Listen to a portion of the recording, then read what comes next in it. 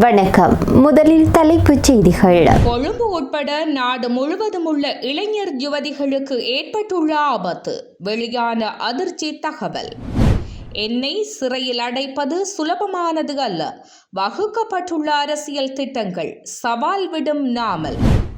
தீவிரமடையும் எல்னினோ தாக்கம். இலங்கையர்களுக்கு சுகாதார பிரிவு விடுத்துள்ள அவசர எச்சரிக்கை. நீதிபதிகளின் ஓய்வு வயது நீடிப்பு தீர்மானம். ஜனாதிபதியை சந்திக்கவும் முடிவு. ஈரானிய நிறுவனங்கள் மீது தடைகளை விதித்த அமெரிக்கா. ஜோர்தான் தாக்குதலுக்கு பதிலடி. ஈரான் மீது கடுமையான தாக்குதல். ட்ரம்ப் எச்சரிக்கை. இனி தொடர்பான விரிவான செய்திகள்.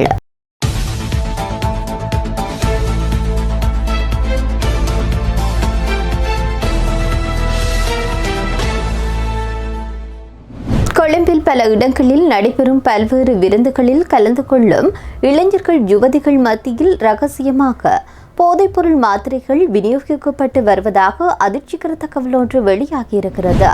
இவ்வாறான நிகழ்வுகளின் போது போதை மாத்திரைகளை விநியோகிக்கும் இளம் கடத்தல்காரர் ஒருவர் 23,000 போதை மாத்திரைகள் மற்றும் ஹெரோயின் தொகையுடன் மாளிகாவத்தை போலீசாரினால் கைது செய்யப்பட்டுள்ளார். கொழும்பு சிரேஷ்ட பிரதி போலீஸ் மா அதிபர் நிஷாந்த டி ஜொய்சாவின் மேற்பார்வையின் கீழ் மேற்கொள்ளப்பட்ட இச்சோதனை நடவடிக்கையின் போது 20 வயதுடைய இளைஞன் கைது செய்யப்பட்டுள்ளார். கைதான இளைஞரிடமிருந்து கிடைத்த தகவல்களுக்கு அமைய இந்த போதை மாத்திரைகளும் ஹெரோயினும் நாளாந்தம் இளைஞர் யுவதிகளுக்கு விநியோகிப்பதற்காக ரகசியமாக வரவழைக்கப்பட்டுள்ளமை தெரிய வந்துள்ளது. இசை நிகழ்ச்சிகளில் நடனமாடும் இளைஞர் யுவதிகளை இலக்காக கொண்டு இந்த வியாபாரம் முன்னெடுக்கப்பட்டுள்ளது. இந்த போதை மாத்திரைகள் கொழும்பில் மாத்திரமன்றி நாட்டின் பல மாகாணங்களுக்கும் விநியோகிப்பதற்காக கடத்தல்காரர்கள் நியமிக்கப்பட்டுள்ளதாக விசாரணைகளில் தெரிய வந்துள்ளது. ஒரு போதை மாத்திரையின் மதிப்பு 100 ரூபாவாகும். எனினும் இக்கூட்டத்தினர் அந்த போதை மாத்திரைகளை 200 ரூபாவுக்கும் அதிகமான விலைக்கு விற்றுள்ளனர். இந்த போதை மாத்திரைகளுக்கு மேலதிகமாக சந்தேக நபரிடமிருந்து சுமார் 800 மில்லிகிராம் ஹெரோயினும் கைப்பற்றப்பட்டுள்ளது. தன்னை சிறையில் அடைப்பது அவ்வளவு எளிதான காரியம் அல்ல என ஸ்ரீலங்கா பொதுஜன பெரமுன கட்சியினுடைய நாடாளுமன்ற உறுப்பினரான நாமல் ராஜபக்ஷ தெரிவித்தார். ஸ்ரீலங்கா பொதுஜன பெரமுனவின் கட்சி தலைமையகத்தில் நடைபெற்றிருக்கக்கூடிய நிகழ்வு ஒன்றில் கலந்து கொண்டு உரையாற்றும் போது நாமல் ராஜபக்ஷ இதனை தெரிவித்தார். இதன்போது அவர் மேலும் தெரிவித்த விடயங்களாவது: தன்னை சிறையில் அடைப்பது அவ்வளவு எளிதான காரியம் அல்ல. ஒருவேளை அப்படி நடந்தாலும் கூட கட்சியின் எதிர்கால நடவடிக்கைகளை எந்தவித தடங்களுமின்றி முன்னெடுத்து செல்வதற்கான அனைத்து திட்டங்களும் ஏற்கனவே வகுக்கப்பட்டு விட்டதாகவும் குறிப்பிட்டுள்ளார். எந்த ஒரு சவாலான சூழ்நிலையினையும் எதிர்கொள்வதற்கு கட்சி கிராம அளவிலும் மாவட்ட அளவிலும் பலமாக அமைக்கப்பட்டிருப்பதாக குறிப்பிட்டுள்ளார். எல்னினோ தாக்கத்தினால் ஏற்படும் வெப்ப அலையின் போது மது மற்றும் குளிர்பானங்கள் அருந்துவது மனித உடலுக்கு மிகவும் தீங்கு விளைவிக்கும் என்றும் அது வெப்ப பக்கவாதம் மற்றும் மரணத்திற்கு வழிவகுக்கும் என்றும் சுகாதார அமைச்சகத்தின் தொழில்சார் சுகாதார பிரிவு தெரிவித்தது. இது தொடர்பில் இந்த பிரிவினுடைய வைத்திய நிபுணர் இனோகா சுரவீர மேலும் தெரிவித்ததாவது: இந்த நாட்களில் சுற்றுப்புற வெப்பநிலை உயர்ந்த நிலையை எட்டியுள்ளதாகவும் மது அருந்துவது நீரிழப்பு மற்றும் பல்வேறு சிக்கல்களை ஏற்படுத்தும் என்றும் கூறியுள்ளார்.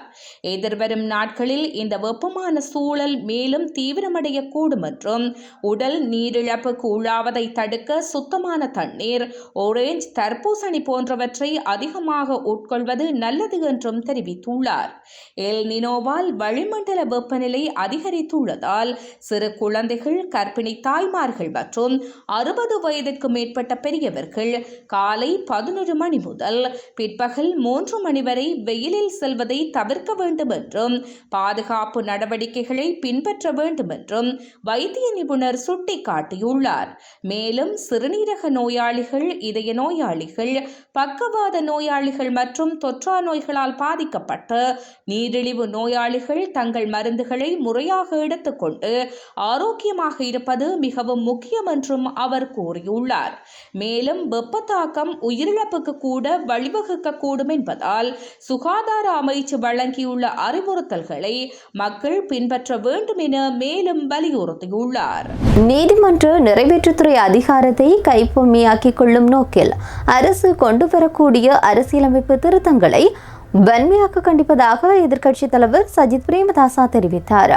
ஊடகங்களுக்கு நேற்று கருத்து தெரிவிக்கின்ற போது இதனை எதிர்க்கட்சித் தலைவர் தெரிவித்தார். நாடளாவிய ரீதியில் 3000க்கும் மேற்பட்ட சட்டத்தரணிகளின் பங்கேற்புடன் நேற்று நடைபெற்ற இலங்கை சட்டத்தரணிகள் சங்கத்தின் விசேட பொதுச்சபை கூட்டத்தில் நீதிபதிகளின் ஓய்வு பெறும் வயதெல்லையை நீடிக்கும் அரசின் தீர்மானம் தூரநோக்கற்றது என்றும் அதனை முற்றாக எதிர்ப்பது என்றும் ஏகமனதாக தீர்மானம் நிறைவேற்றப்பட்டிருந்தது. இதனைத் தொடர்ந்து நேற்று மாலை 5 மணிக்கு நீதி அமைச்சர் ஹர்சன நாணயக்காரவுக்கு இலங்கை சட்டத்தரணிகள் சங்கத்தின் தலைவர் சட்டத்தரணி ராஜீவ் அமரசூரிய தலைமையிலான பிரதிநிதிகளுக்கும் இடையில் விசேட சந்திப்பு நடைபெற்றது. இந்த சந்திப்பின் போது அரசின் இந்த யோசனை நீதித்துறையின் சுயாதீனத்தன்மையை கடுமையாக பாதிக்கும் என்று சுட்டிக்காட்டிய சட்டத்தரணிகள் சங்க பிரதிநிதிகள் நீதி அமைச்சரிடம் பின்வரும் முக்கிய கேள்விகளை முன்வைத்தனர். இது குறித்து கலந்து ஆலோசிக்க முன்னரே சந்திப்பு ஒன்றை கோரியிருந்த நிலையில் அதற்கு இடமளிக்காமல் அவசரமாக இந்த யோசனையை அமைச்சரவையில் சமர்ப்பித்து அனுமதி பெற வேண்டிய அவசியம் என்ன? இதுவரை காலமும் புதிய சட்டங்கள் அல்லது திருத்தங்களை கொண்டு வரும்போது சட்டத்தரணிகள் சங்கத்தின் ஆலோசனையை பெறப்படுவது வழக்கம். ஆனால் இந்த முக்கிய விடயத்தில் மாத்திரம் அந்த நடைமுறை ஏன் பின்பற்றப்படவில்லை?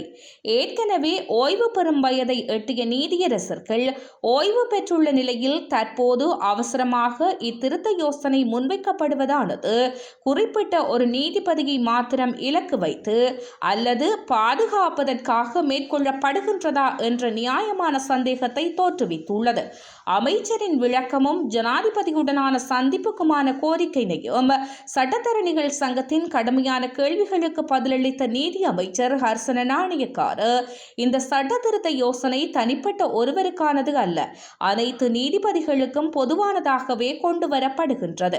கட்சி மற்றும் அமைச்சரவையின் தீர்மானங்கள் உள்ளிட்ட கூட்டு பொறுப்புக்கு கட்டுப்பட்டே நான் செயற்படுகின்றேன்.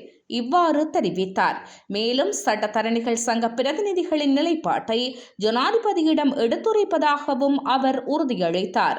இதற்கு பதிலளித்த சட்டத்தரணிகள் சங்க பிரதிநிதிகள் தமது நிலைப்பாட்டை தாமே நேரடியாக ஜனாதிபதியிடம் விளக்க விரும்புவதாகவும் அதற்காக அவருடனான சந்திப்பு ஒன்றுக்கு நேரத்தை ஒதுக்கி தருமாறும் கோரிக்கை விடுத்தனர்.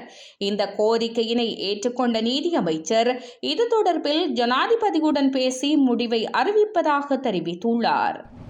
ஈரானிய நிறுவனங்கள் மீது அமெரிக்கா தடையை விதிப்பதாக உத்தியோகபூர்வமாக அறிவித்திருக்கிறது. ஹோர்முஸ் நீரிணை பாதையில் செல்லும் வணிக கப்பல்களிடம் கட்டாய காப்பீடு என்ற பெயரில் சட்டவிரோத பணம் வசூலிக்கும் நடவடிக்கைகளில் ஈடுபட்டு வருவதாக இரு ஈரானிய நிறுவனங்கள் மீது குற்றம் சுமத்தப்பட்டுள்ளது. குறித்த 2 நிறுவனங்கள் மீதும் அமெரிக்காவின் ட்ரம்ப் நிர்வாகம் தடைகளை விதித்துள்ளது. பெர்சியன் ஹால்ஃப் மேரின் இன்சூரன்ஸ் கம்பெனி மற்றும் ஹோர்முஸ் சேஃப் மேரின் சர்வீஸ் அத்ராட்டி ஆகிய 2 நிறுவனங்களுக்கு இத்தடைகள் விதிக்கப்பட்டுள்ளதாக அமெரிக்கா அறிவித்துள்ளது. ஈரானின் இஸ்லாமிய புரட்சிகர காவல் படையின் பின்னணியில் இயங்கும் இந்த நிறுவனங்கள் ஹோர்முஸ் நீரிணை வழியே செல்லும் வணிக கப்பல்கள் கட்டாய கடல்சார் காப்பீட்டை வழங்குமாறு நிர்பந்தித்து பணத்தை பறிக்கும் சட்டவிரோத திட்டத்தில் முக்கிய பங்காற்றி வருகின்றன. கப்பல்களை கைப்பற்றுதல் போன்ற பெரும்பாலான அபாயங்களை ஈரானே செயற்கையாக உருவாக்கிவிட்டு அந்த அபாயங்களில் இருந்து பாதுகாப்பு அளிப்பதாக கூறி வணிக கப்பல்களிடம் நிதியை திரட்டுவதாக குற்றம் சுமத்தப்பட்டுள்ளது. இத்திட்டம் மூலம் பெறப்படும் வருவாய் ஈரானிய ஆட்சியின் பயங்கரவாத நடவடிக்கைகளுக்கும் ஊழல் செயல்களுக்கும் பயன்படுத்தப்படுவதாக அமெரிக்கா தெரிவித்துள்ளது. இது மட்டுமன்றி தடைகளை மீறி ஈரானிய கச்சா எண்ணெய் மற்றும் பெட்ரோல் ரசாயன பொருட்களை சீனா மற்றும் ஐக்கிய அரபு அமீரகத்திற்கு கடத்திச் சென்று நிலப்படை கப்பல்களை இயக்கிய நிறுவனங்கள் மீது அமெரிக்க அரசு தடைகளை விதித்துள்ளது. உலகின் மிக முக்கியமான கடல்வழி வணிக பாதையான ஹோர்மோஸ் நீரிணையில் தனது கட்டுப்பாட்டை நிலைநிறுத்த ஈரான் முயன்று வரும் நிலையில் அதற்கு சுதந்திரமான மற்றும் பாதுகாப்பான கப்பல் போக்குவரத்தை மீண்டும் உறுதி செய்வது சர்வதேச அளவில் பெரும் சவாலாக நீடித்து வருகின்றது. ஜோர்டானில் உள்ள அமெரிக்க படைகள் மீது தெஹ்ரான் நடத்திய தாக்குதல்களுக்கு பதிலடியாக அமெரிக்கா ஈரான் மீது கடுமையான தாக்குதலை நடத்தும் என்று அமெரிக்க ஜனாதிபதி டொனால்ட் ட்ரம்ப் இன்றைய தினம் அறிவித்தார். ஃபாக்ஸ் நியூஸுடனான தொலைபேசி உரையாடலில் ஈராக்கில் ஈரான் ஆதரவு பெற்ற போராளிகள் குழுக்கள் மீது இரவோடு இரவாக அமெரிக்கா நடத்திய தாக்குதல்களுக்கு ஈராக் அரசாங்கத்துடன் ஒருங்கிணைந்தவை என்று ட்ரம்ப் கூறியிருக்கின்றார். ஜோர்டான் மீதான ஈரானின் தாக்குதலை தொடர்ந்து நாங்கள் அவர்களை கடுமையாக தாக்குவோம் என்றும் அவர்கள் அடிவாங்கப் போகின்றார்கள் என்றும் அமெரிக்க ஜனாதிபதி குறிப்பிட்டார். ஈரானுடன் அமைதி ஒப்பந்தம் செய்வதற்கான பேச்சுவார்த்தைகள் குறித்து ட்ரம்ப் அவர்கள் தொடர்ந்து பேச நாங்கள் அனுமதிப்போம் என்று கூறினார். இந்த வார தொடக்கத்தில் அமெரிக்கா ஈரானுடன் நல்ல பேச்சுவார்த்தைகளை நடத்தி வருவதாகவும் ஒரு ஒப்பந்தத்தை எட்டுவதற்கு நல்ல வாய்ப்பு இருப்பதாகவும் ட்ரம்ப் கூறியிருந்தார். ஆனால் பேச்சுவார்த்தைகள் தோல்வியுற்றால் ராணுவ நடவடிக்கை மீண்டும் தொடங்கப்படலாம் என்றும் எச்சரித்திருந்தார். இத்துடன் செய்திகள் நிறைவடைகின்றன. நன்றி.